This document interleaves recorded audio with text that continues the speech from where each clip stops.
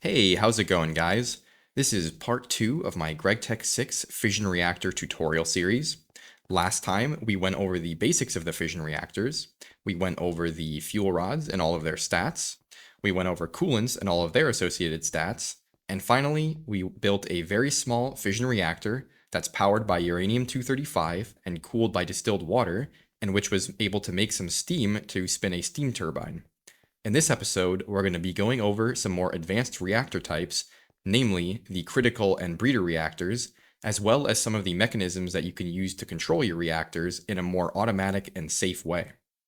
So, critical reactors, for those who don't remember, are reactors whose neutron counts will increase over time.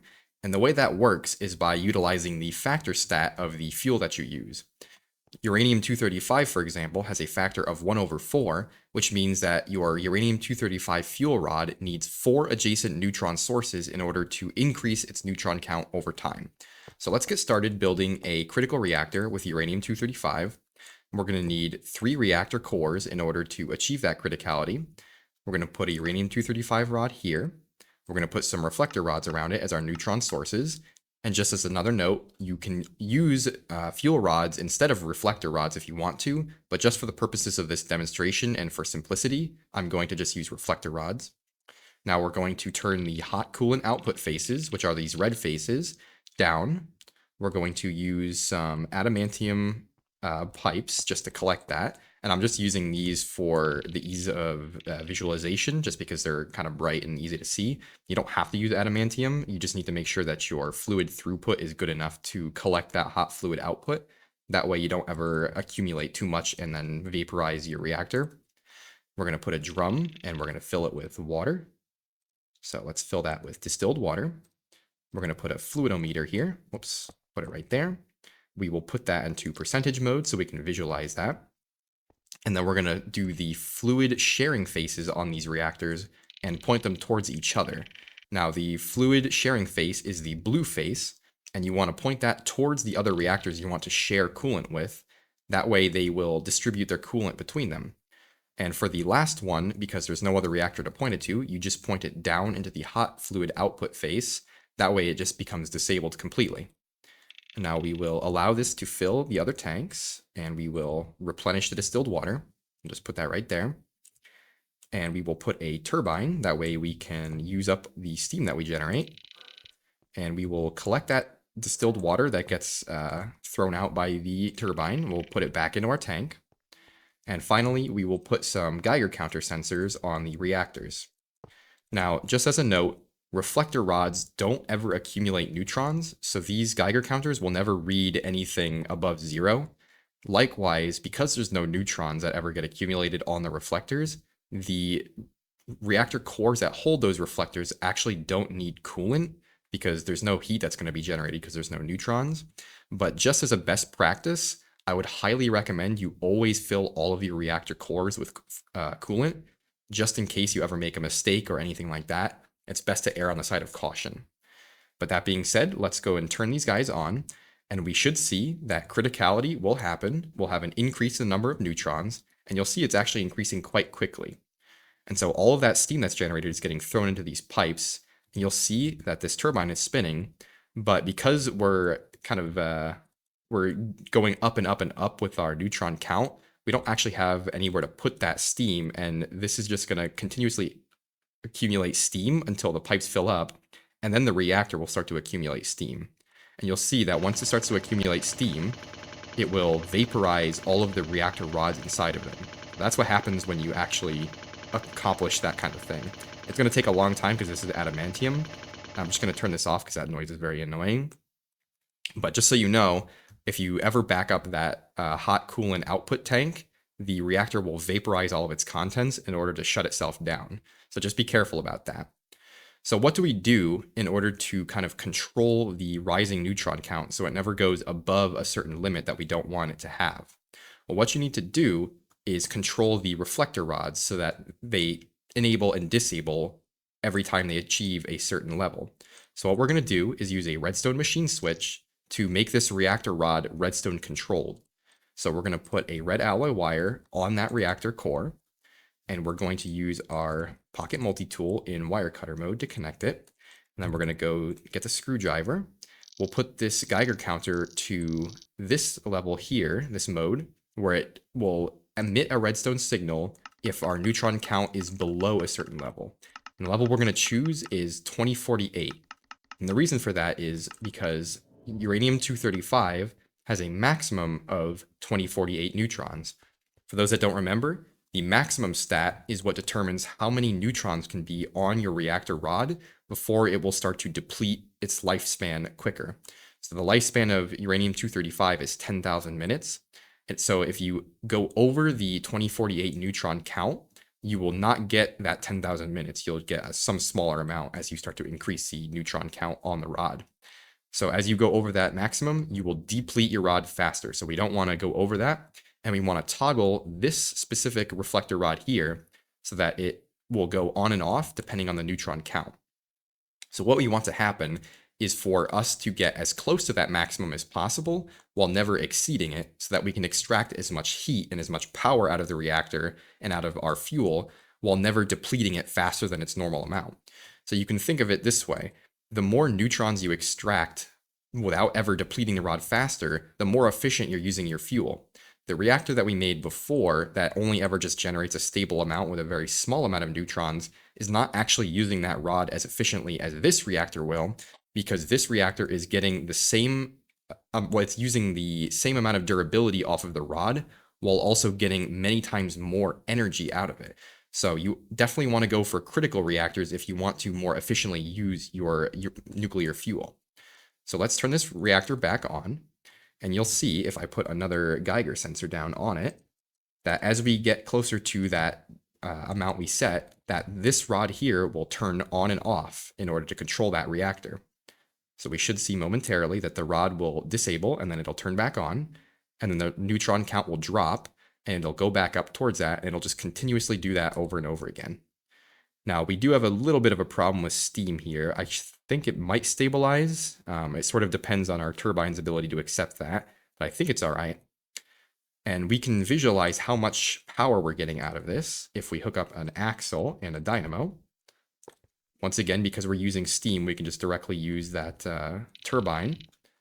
And we should be able to see, yeah, we're getting probably somewhere close to 1,200 rotation units on average. So that's going to be, what is that? 1,200. It's going to be maybe 800 EU per tick with just this setup here. And this is a fairly simple setup, as you can see. There's not too much that goes into this. It's fairly compact. It could be even more compact if you really wanted it to be. I just kind of wanted to spread it out a little bit for the purposes of demonstration. But you can make this really, really compact by using some of this space here. And you can see the material cost is really not that high. All it takes is a little bit of water every once in a while, and you'll occasionally have to replenish your fuel rod. But once you invest in that initial setup cost, the only maintenance cost is water and that fuel. So this is a pretty basic critical reactor, very easy to build, and you can sort of see now how you might want to start thinking about controlling your reactor automatically so that you don't ever have to do maintenance on it aside from that initial setup. So now that we've gone over critical reactors, we can start to go over breeder reactors. Breeder reactors are actually a type of critical reactor, and they only have a couple differences that differentiate them. The first difference is that you cannot use distilled water or any water-based coolant that has this moderate stat on it. If you remember from the first episode, this moderate stat actually completely prevents the functionality of breeding on your fuel rods. So you don't want to use this kind of coolant if you're going to be doing breeding. The second difference is that a breeder reactor uses breeder rods, which we haven't talked about yet. Breeder rods are similar to other rods in that you just put them in the reactor, but they function a little bit differently, and I'll explain how in a little bit. But first we need to talk about what the purpose of a breeder reactor actually is. A breeder reactor is a type of reactor that allows you to enrich lower tier nuclear materials into higher ones. So the first lower tier material that you might encounter is uranium-238, and you can see its breeder rod here. Uranium-238 is the counterpart of uranium-235. The difference between them is that uranium-238 is a much less reactive material. It's much less powerful for your reactors, and you're going to end up with a lot of it from your uranium refining processes. You're going to end up with about 2 times as much, in fact, and it's not going to be as useful. So what are you going to do with that? Well, you're going to want to breed that into a higher tier nuclear material like plutonium-239, which is what it turns into with a breeder rod. Plutonium-239 is a significantly more powerful nuclear material than uranium-235 even. So you're going to be jumping over uranium-235 and going to a much more powerful tier of rod. So the benefit of a breeder reactor is that not only can you generate power with it, but you can also create your fuel for your reactor inside of the same reactor that you generate power and use your nuclear fuels. So you can have a potential cycle that is generating power, creating fuel, and using that fuel all in the same spot. So it's pretty cool and it's very useful. So let's get started on building one so you can understand what the differences are and how this kind of looks like in a different kind of build. So it's going to look similar at first. We're going to have our 3 reactor cores. We're going to connect the hot coolant outputs at the bottom, and we're going to connect the cold coolant faces towards the reactors the same way as the other one. And then we're going to connect that last cold coolant face to the bottom to disable it. We're going to get some pipes in order to collect that hot coolant. And we're going to connect all those together. Connect it like that. Then we're going to put a drum to put the coolant inside. We're going to do it like that. We'll connect it there, and then we will put a fluidometer sensor, just like before, with a percentage mode. And instead of distilled water, we're going to use sodium, because sodium has a very special property that I'll explain now. So sodium and liquid tin have this offset factor divisor stat of -1, which is different from water and most other kinds of coolants. Now, this offset factor divisor of -1 will make it so that this factor for uranium-235 will become 1/3 instead of 1/4. So what that means is we only actually need 3 adjacent neutron sources to our uranium-235 fuel rod in order to achieve criticality with this. So we only need 3 reflectors in order to continuously increase the neutron count in this reactor. That means we have 1 face available for another kind of rod. And that kind of rod is going to be a breeder rod. Now, to talk about the stats on the breeder rods and how you can kind of think about how they work, we're going to look at the needed stat here, and we're going to look at the loss stat. The needed stat is a sum total of the amount of neutrons that you need to put onto this rod as your reactor is operating in order to turn this uranium-238 breeder rod, in this example, into a plutonium-239 enriched rod, which you can see in the tooltip. Now, once again, this is a sum total that will build up over time as you run this reactor and put neutrons onto this rod. It does not have to be done all at once. It's just going to be added together to achieve that needed stat. The loss stat is the more important stat. Loss is how many neutrons are subtracted from the amount of neutrons that are put onto the breeder rod. So say, for example, you were outputting 500 neutrons onto this breeder rod. You would have to subtract 2,500 from that to determine how much progress you're contributing towards your needed stat.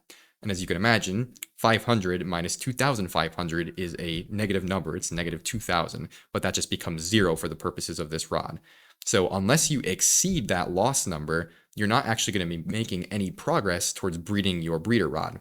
So you're going to always need to be outputting at least 2,501 neutrons to be making any kind of progress towards this breeder rod. So just keep that in mind when you're running your reactors and you're designing them. We're going to put our breeder rod on here, and we are going to put some Geiger counters on it so that we can see how many neutrons it's accumulating. And we'll put one here too. We don't need one for the reflector rod because it doesn't actually accumulate neutrons. And we will put a redstone machine switch, just like before. We'll put it on top this time and just run a red alloy wire over to it. And we'll run the red alloy wire over to here. Actually, we can put it onto, let me see. I'll put it actually onto this neutron, or this Geiger counter sensor, just so it's a little easier to see visually what's going on. We don't really need that fluidometer sensor anyway. So what we're going to do is we're going to control that reflector rod from this Geiger counter sensor over here, the same way we did over there. Oh, whoops, I didn't mean to do that. This isn't on anyway, so it doesn't actually matter, but there we go. So we're going to change this, and we're going to say, as long as you are below a certain value, we will allow you to turn on. And for now, I'm just going to turn this to 99999, and I'll explain why that is. And we'll just let this go all the way up. And there's an easier way to do this that doesn't require as many button presses, but I will get into that in a different episode where we deal with more advanced reactors, because it's not going to be necessary for this one. And we're getting close. There we go. Okay.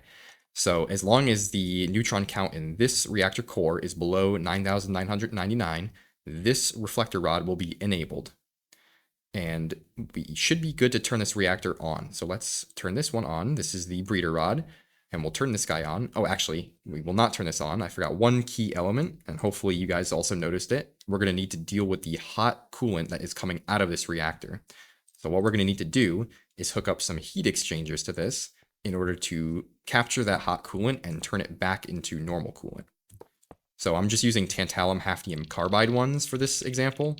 You probably don't need these specifically for this reactor, but I'm just doing this to be a little overkill. You will definitely need to build a large heat exchanger at some point as you start dealing with more powerful reactors. And even for this one, it would probably have been a good idea to build a large heat exchanger, but these ones should suffice just for the purposes of this demonstration. And they're a little bit smaller, so they're easier to kind of conceptualize and look at. So we're going to capture the cold coolant that comes out of these on the bottom. And we're going to connect these guys up. And then we will place our recycled coolant back into here. And keep in mind, this is a closed loop, so you'll never lose any coolant. And that should be good. So we should now be okay to turn our reactor on. So let's get our soft hammer to enable this.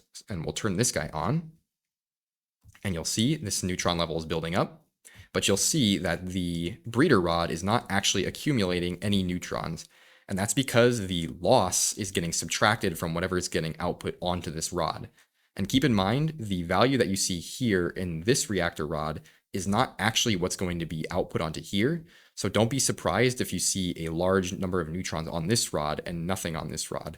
The actual neutron count on the fuel rod is not going to be the same as what it is emitting onto adjacent rods. So just remember that. Don't be concerned if you see that.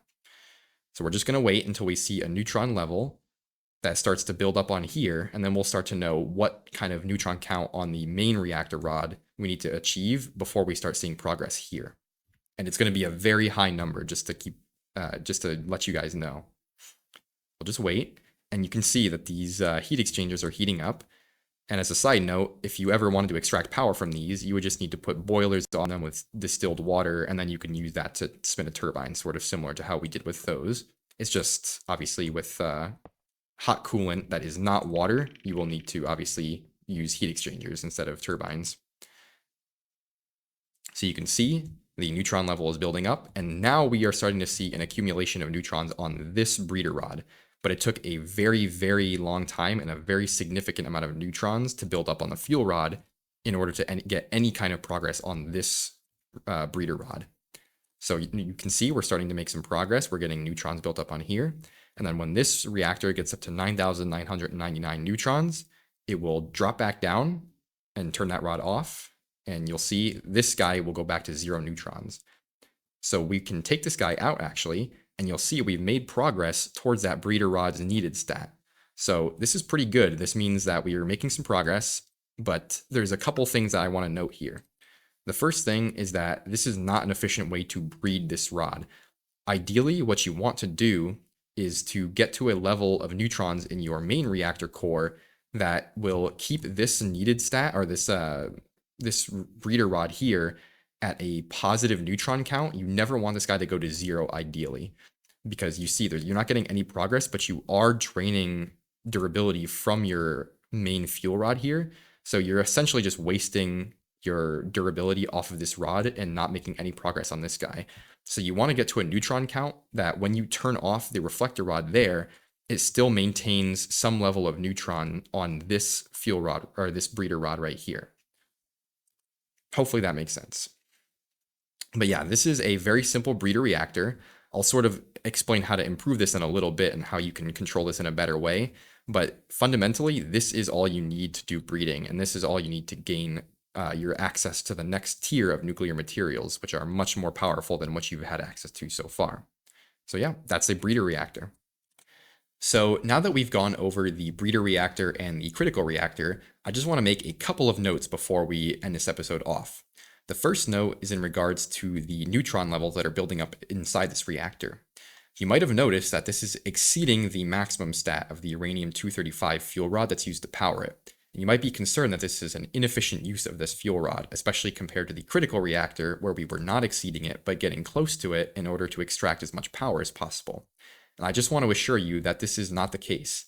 The breeder reactor concept is the most efficient way to use your fuel rods, and that's for a couple of different reasons.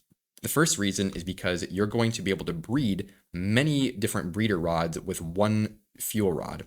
So you'll be able to get potentially 10 or 20 plutonium fuel rods from a single uranium-235 fuel rod. And each plutonium fuel rod is actually worth substantially more than the uranium-235 fuel rod that was used to breed it.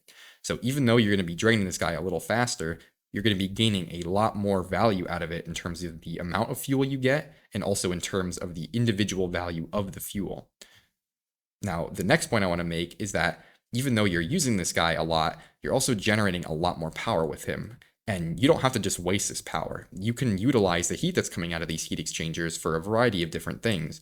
You can power your distillation towers, you can power anything that needs heat, including boilers, and you can use those boilers to turn a turbine, just like with the other reactors that we built. So you can utilize all of the energy coming out of this to generate power. And you can imagine there's a lot of infrastructure that goes into it, but that cost is definitely going to be offset by the value you get out of it. You're going to generate a lot of power with these guys. Now, tangentially to that, the coolant that we're using, which is molten sodium, is actually not the most efficient coolant that we could be using for this. There's actually two better coolants, but the main kind of stable coolant that's a little bit better than sodium for this, if you only want to generate more power and more heat, is going to be molten tin.